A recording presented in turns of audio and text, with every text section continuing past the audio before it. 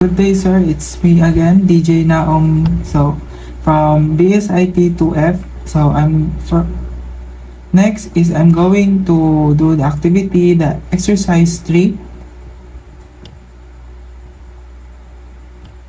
So,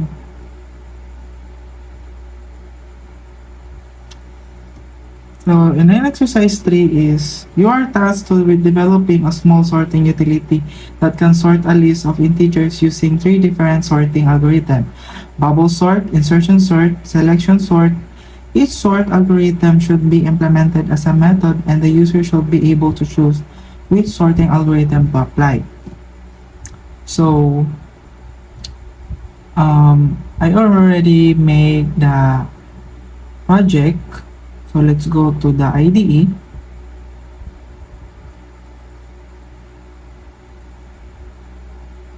So the class is sorting. So first we're going to do is we make the project a class. So this is the main.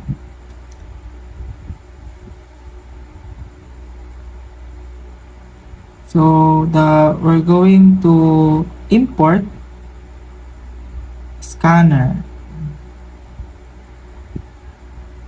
So this line, kanina line na import scanner kay ginagamit ni siya for taking input na gikan sa user. So scanner.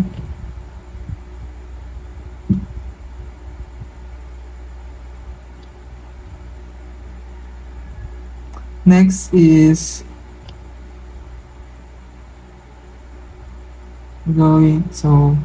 nanatay class and main.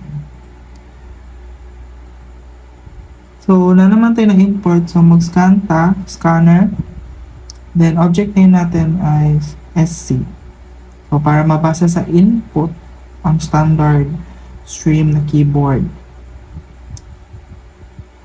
So in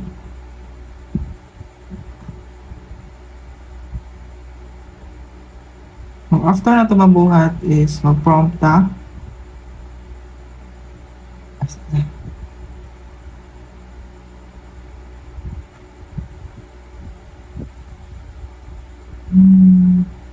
i-prompt na to ang pila ka number or elements. So enter the number of elements.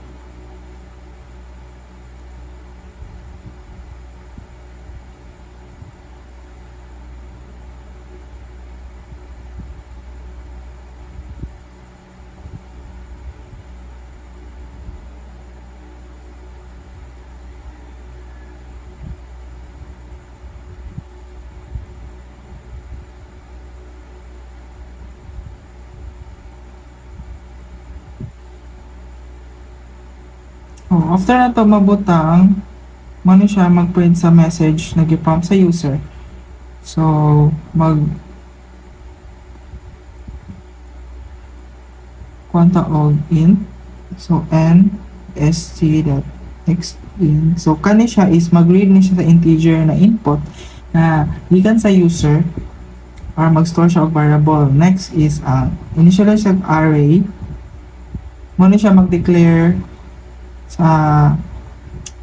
of array of integers with a size of n. Yes. After that, mag-prompt na sad ta og message gikan sa user. Enter the elements. So i-enter niya tong pila ka buok, tong asa taman tong number of elements. So enter niya ang elements nagikan sa array. So kung i-enter mo na number of elements is 5, yan ang i-enter mo na elements is 5 pod ka buok. So example, 5 ka buok ang number of elements. So enter the elements. So 1, 2, 3, 4, 5. So 5 naka elements like that. So after ani is magbutang taog wait.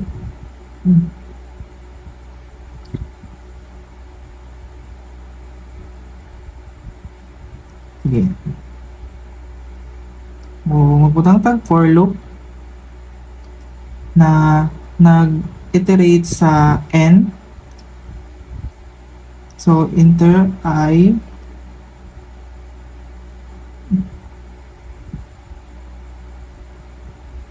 is equal to 0. Then, I tama ba? Is less than to n. So, increment I. So, muna siya ang next is butang na to array.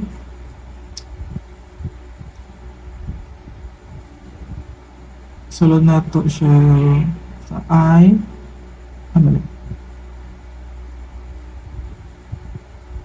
I. Then, is equal to scanner or SC ang object. So, next, then, int. Na. So, for loops that muna siya mag-iterate sa atong n na nagabasa sa integer from the user na nag-store sa atong array. So, i-prompt na to siya, mag-prompt ta o dili na ta mag-prompt o choosing an algorithm katong tulo. So, choose sorting algorithm. So, mo nitong bubble sort, insertion sort, and selection sort.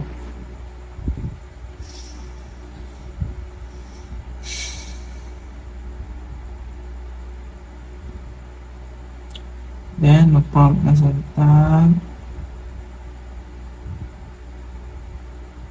bubble sort.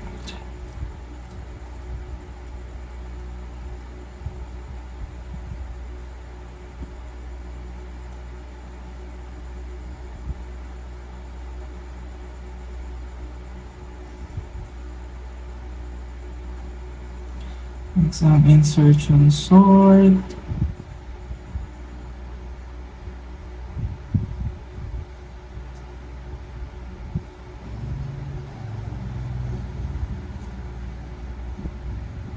Next,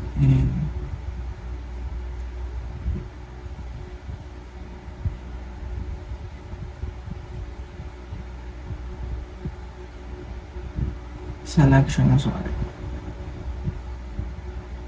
So, muna siya mag-prompt sa user na mamili siya sa tulo ka-sorting algorithm.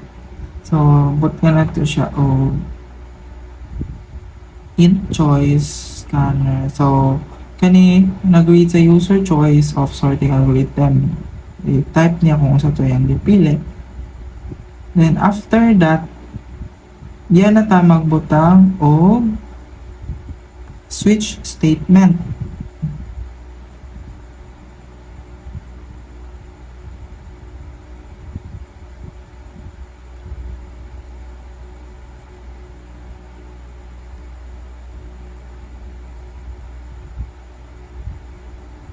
So, a switch statement, okay. So, muna siya mag-call sa mga appropriate sorting. So, bubble sort. So, if the choice is invalid, dili pa. Last part pa na. So, muna siya mamili kung asa ang gipili sa atong choice. So, first is bubble sort, then array. So, nakita na to ng pula, unya pa na. Bot niya na to na siya as a method. So, manunsa na to ang nasa switch case. So, case 2, next is the insertion sort. Muna siya. So, mag-call lang siya kung mga appropriate sorting na mga method based off the user choice. So, case 3 is the selection sort.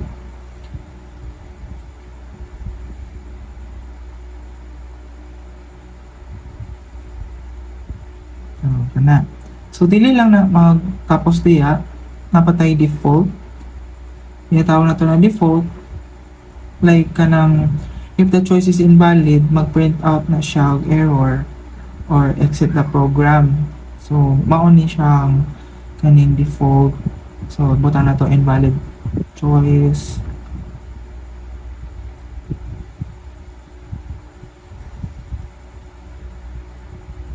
Yan. So, after na to, nabuhat ang mga, ano, wait, return. So, ayan. So, nabuhat naman na to ang switch statement. So, kung butang tao prompt. So, kani is, kanang i-print message na ni siya, then calls the, itawago na niya tong mga napili sa method, which is ang the sorted array.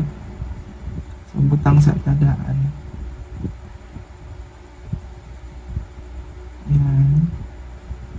Then, katong method na to. Butang tag method later. So, print array. Sulod is array. Column. So, after na to, nakuha naman na sila. So, kana. So, na yung mga suggested diri sa atong side, which is kaning para makaya mo na ta og automatic na methods. So, kana. Makita man na to ng mga pula-pula diya. So, pasito na to. So, create method. Then, so, method na siya. Another. Then, kaning print array. So, mao na nga nag-pop up dili sa baba. Mao na atong mga method na gitawag. So, yan.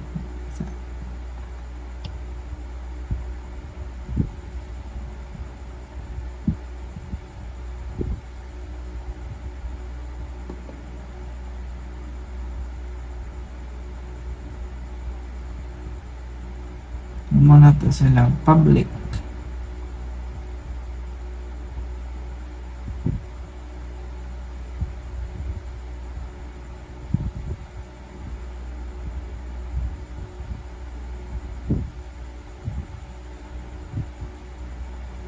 So, bubble sort na ta.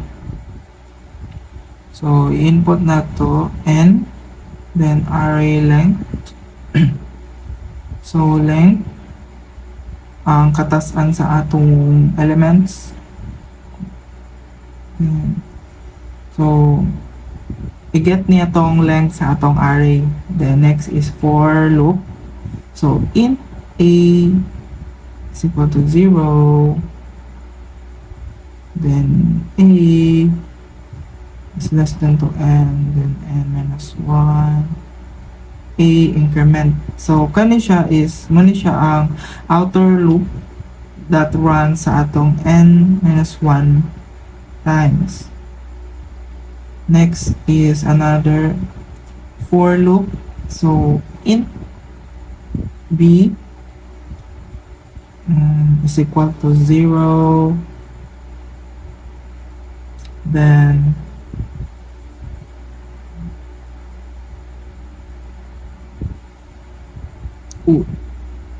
then b is less than to n minus 1. So, kani kaduha na for loop is gawin siya ang inner loop sa atong n1 minus a.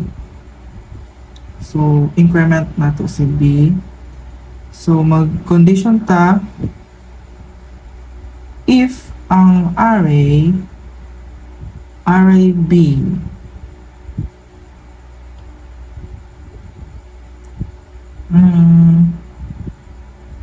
if ang array b is greater than array a,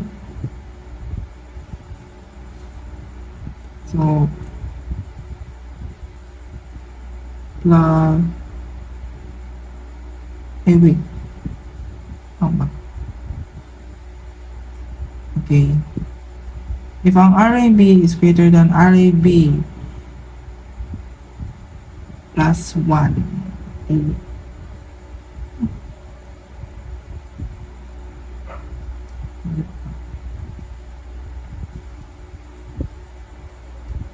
yan temp ito na to, temp is equal to array b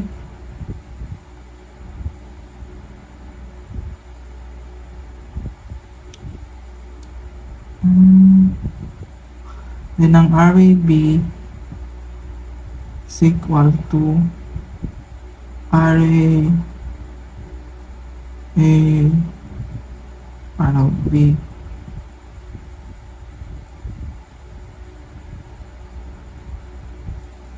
then B is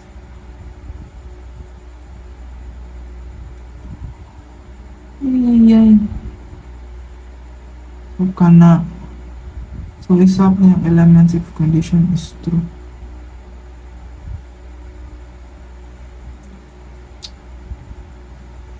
Next, ang insertion.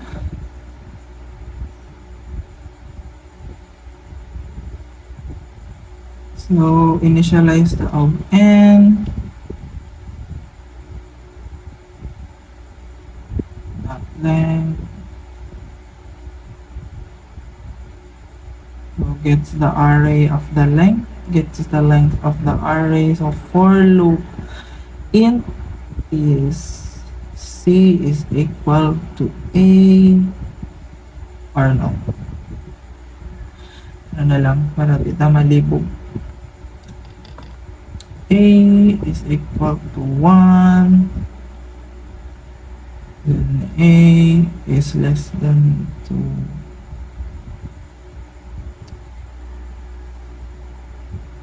And then increment na to si A.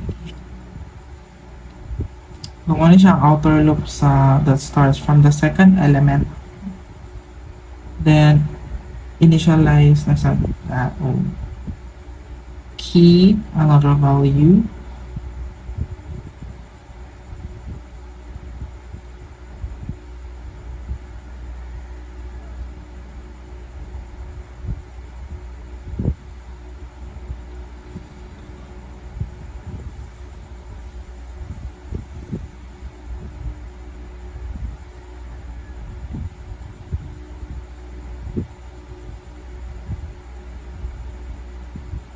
B is no,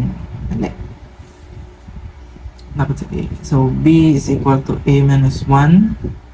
So imotag for loop. I know while loop. So while, so B, so kani siya is mag-move ang elements. So B is greater than or equal to 0 or array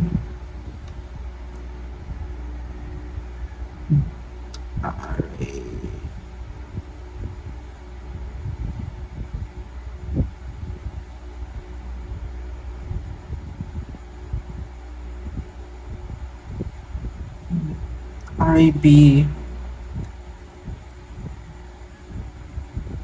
So array B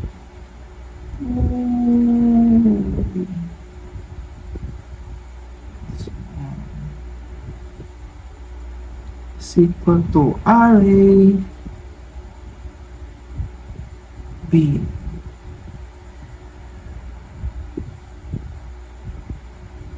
Then B is equal to B minus 1. Then after array B plus 1,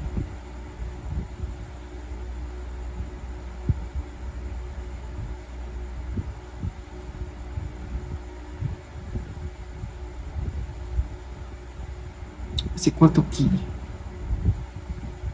So mana atong insertion method.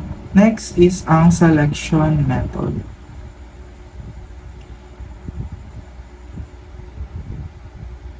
Yung sa taog so kayo muna tag method sa atong selection. Next is mag initialize taog length sa atong array which is the int and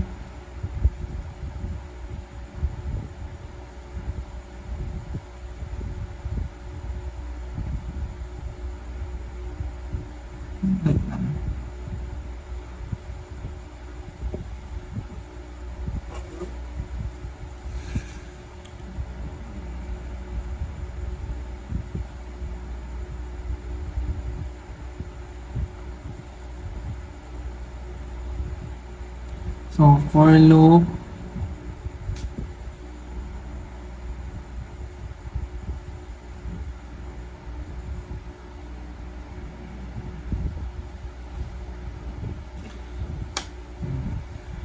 one minus one. So, muna siyang outer loop sa atong n minus 1. We'll increment a. Next is int na sabta. Another value which is muna mag-assume ta na muna siyang current element na minimum. So, muna siya minimum index. So, for loop, maning inner loop na sa atong minimum element or minimum index.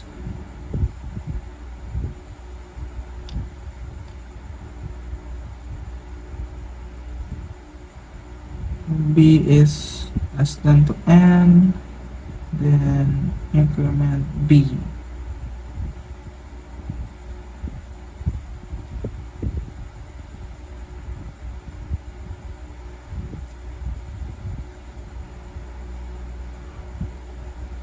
So after batang tag condition, so if ang RAB, so muna siya mag-update sa tong min index. So if a smaller element is found, so if B is less than to array minimum index or min index, kay mag value ta og mini index is equal to B. Then close put ta sa for loop. So kana sila. Close na to siya sa if butang na to diha. Butang na to value ta og temp is equal to array so min index. So mag-swap ang minimum element with the first element. Then array is min index is equal to array index A para mag-swap sila. Then ang array A index A is equal to temp. Ayan.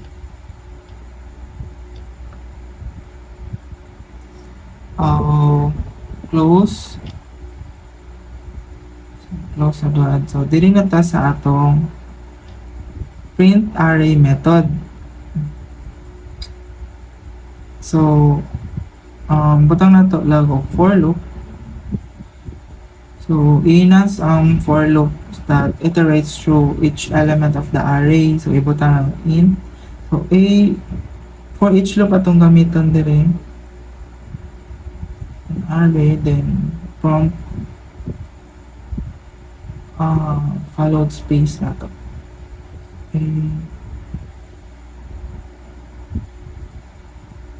Then yan. Then close, then delete ta. Pwede sa tag isa ka a new line after printing all elements. Lang. Tanggalan na to. Ayan. So it's all done.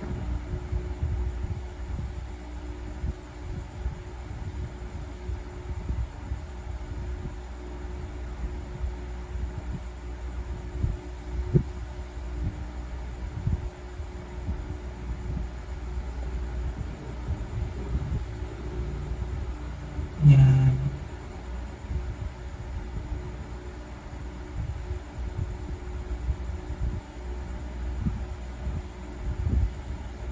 Run na to.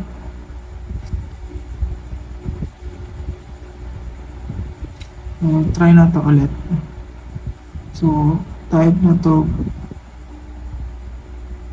5 elements. Type na to ang elements 1, 3, 2, 5, 6. Then, mamili ta og double sort. So, ara 1, 2, 3, 5, 8. So, yeah. Ana lang. So, same lang sila o arrangement or same lang sila o process pero lahi sila same lang ang function pero lahi sila o process. Ang bubble sort bubble sort, insertion sort, and selection sort.